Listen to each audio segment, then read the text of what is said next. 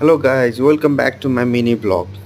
सबैलाई नमस्ते सेवारो आदाङबे है।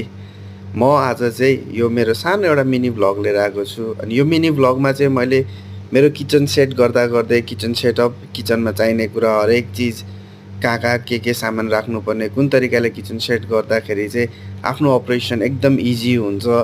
अनि त्यो अपरेसनलाई इजी बनाउनको लागि हामीले चाहिन्छ मिजा, हामीलाई हाम्रो सामग्रीहरू चाहिन्छ। मिजा प्लसहरू गर्नु पऱ्यो। त्यो मिजा प्लस पनि गर्दै तपाईँहरूलाई मैले एकदम स्विट एन्ड सर्ट तरिकाले चाहिँ यो सानो एउटा भ्लग लिएर आएको छु। यो भ्लगबाट तपाईँहरूले धेरै कुराहरू सिक्न सक्नुहुन्छ। आफ्नो किचन सेट गर्दै, आफ्नो मिजाहरू गर्दै कुन तरिकाले गर्दाखेरि तपाईँको काम एकदम सजिलो, इजी, फास्ट हुन्छ भनेर। अनि यो भ्लगमा मैले सानो एउटा लास्टमा एउटा मेजरमेन्ट गर्दै गरेको पनि राखेको छु। त्यो चाहिँ के हो भन्दाखेरि टाटो ड्रेसिङ बनाउँदै गरेको हो होइन। यो चाहिँ कसरी गर्दाखेरि आफूले काम साथसाथै कुन कामलाई छिटो गर्ने, कुन तरिकाले गर्दा छिटो हुन्छ, सबै चिज रेडी हुन्छ भनेर है।